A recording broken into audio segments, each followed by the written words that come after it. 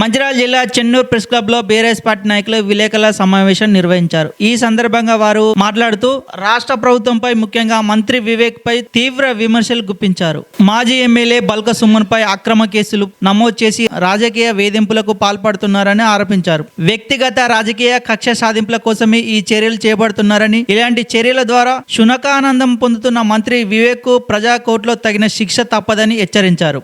రాజ్యాంగాన్ని కూని చేస్తూ నిరంకుశ విధానాలతో పాలన సాగిస్తున్నారని మంత్రి వివేక్ పై వారు విమర్శలు చేశారు. ప్రజాస్వామ్య వ్యవస్థను దెబ్బతీసే చర్యలను ప్రజలు గమనిస్తున్నారని, సమయం వచ్చినప్పుడు తగిన తీర్పు ఇస్తారని అన్నారు. కేతన్పల్లి మున్సిపాలిటీలో చైర్మన్, వైస్ చైర్మన్ ఎంపిక ప్రక్రియ రాజ్యాంగబద్ధంగా పారదర్శకంగా నిర్వహించేలా అధికారులు చర్యలు తీసుకోవాలని వారు డిమాండ్ చేశారు. ప్రజల తీర్పును శిరసావహించి న్యాయబద్ధమైన విధానంలో ఎన్నికల ప్రక్రియ కొనసాగించాలని అన్నారు. ఈ సమావేశంలో చెన్నూరు, కోటపల్లి మండలాలకు చెందిన బీఆర్ఎస్ పార్టీ నాయకులు, కార్యకర్తలు పాల్గొన్నారు.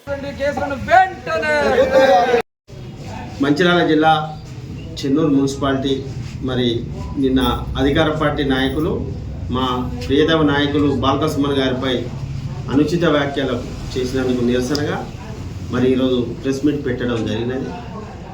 15 తారీఖు నుంచి మాకు నిద్రాహారాలు లేవు.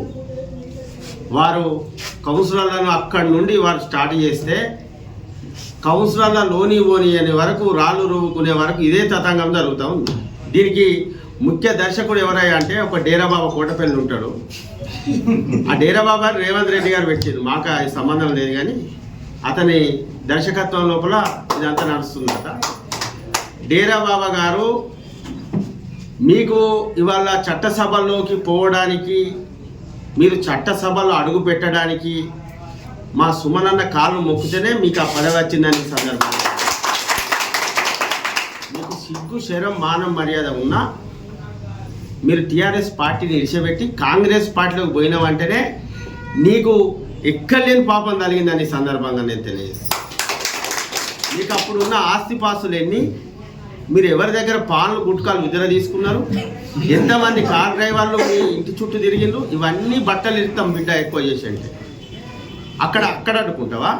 గోదావరి బ్రిడ్జి కాడనాట బాల్క సుమన్ రానియరాట. బిడ్డ ప్రతి ఒక్క మహిళ ఏడుస్తుంది, ఇలా బాల్క సుమన్ జైల్లో ఉంటానంట. ప్రతి ఒక్క కర్షకుడు, కార్మికుడు, ప్రతి ఒక్కరు ఏడుస్తున్నారు. బాల్క సుమన్ గారు జైల్లో ఉన్నాడు. అతను ఏం చేసిండు? అపశుభం తెలియని వ్యక్తి కోట్ల రూపాయలు ఉస్మానియా ఉద్యమం చేసి కేసీఆర్ పంపించిండు. కేసీఆర్ పంపించిన తర్వాత కోట్ల రూపాయలు తీసుకొచ్చి చెన్నూరు మీద బ్రిడ్జిలు కట్టిండు, సెంట్రల్ లైటింగ్ కట్టిండు, పార్కులు కట్టిండు, కొండలు కట్టిండు. గీడ ఒక పదవి చేసి ఇక్కడ సీలింగ్ పట్టలు 15-20 ఎకరాలు కొని రౌడీజం, సుమన్ గుండాయిజం, లేకపోతే రవిషాబు తీపిచ్చిన ఆ రవిషాబు అది తెప్పించిందే నువ్వు, సుమనన్నవు తెప్పి రవిషాబుని బీకిచ్చిందే మీరు. ఇప్పుడు కాంగ్రెస్ పార్టీకి పోయిన వాళ్ళే నీటి మూటలే, ఎందుకు అధికార పార్టీ నుంచి గెలవలేగా? ఏసీ ఇలా బల్లగుద్ది చెప్తాం, మేము ఓడిపోయినా కానీ, ప్రతిపక్షంలో ఓడిపోయినా కానీ బాల్క సుమన్ గారి పార్టీ కోసం నిబంధనలు,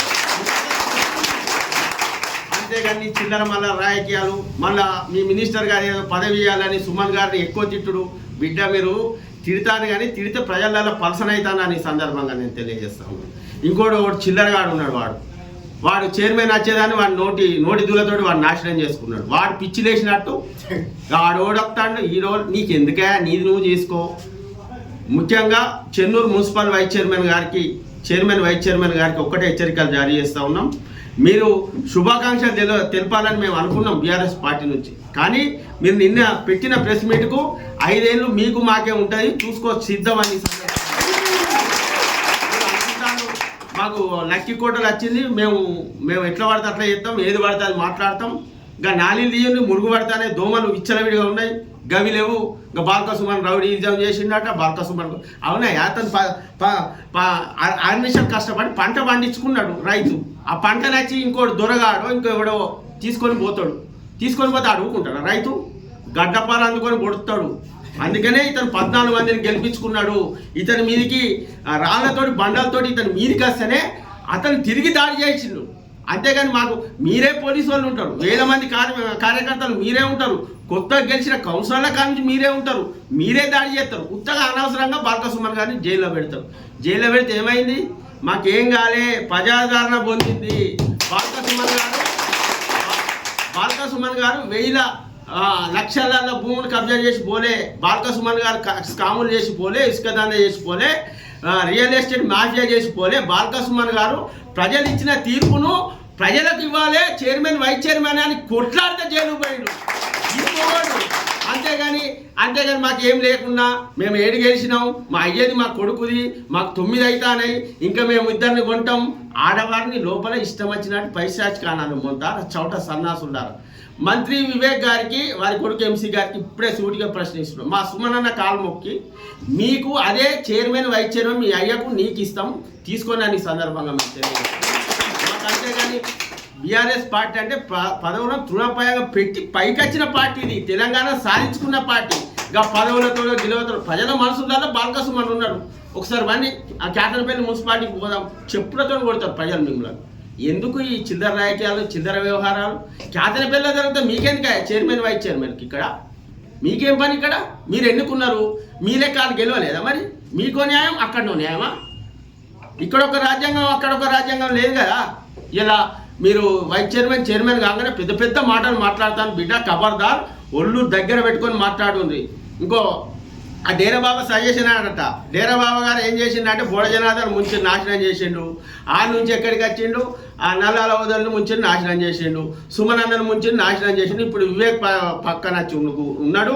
వివేక్ సార్ మీరు అందరు నమ్ముంది, కానీ ఈ డేరాబాబాని మాత్రం నమ్మకం. అంటే నువ్వు పోయి అశ్వవాద రాజకీయం చేయొచ్చు, అశ్వవాదులు అందరిని ముంచచ్చు, మళ్ళీ అత్యవశ్యప్పుడు నీ మెడకెత్తమని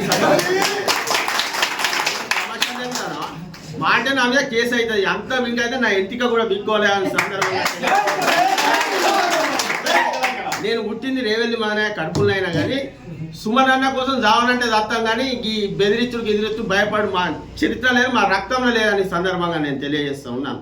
వివేక్ సార్ గారు దయచేసి ఒక పెద్ద మనసుతో ఆలోచన చేయండి. మీరు మినిస్టర్ లెవెల్లో ఉన్నారు, మీకు సంఖ్యాబలం ఎక్కువ ఉంటే మీరే చైర్మన్ కానీ, అంతేగాని ఈ చిల్లర వ్యవహారాలు చిల్లరగాలు చెప్పిన దానికి మీరు మాట్లాడి మీరు చిల్లర దానికి ఇది చేస్తే మీరు చిల్లర అవుతాను. వీళ్ళ మాటలు నమ్మకుని కేతనపల్లిలో ఒక డీసీసీ ఆడున్నాడు, వాడు చిల్లరగాడు.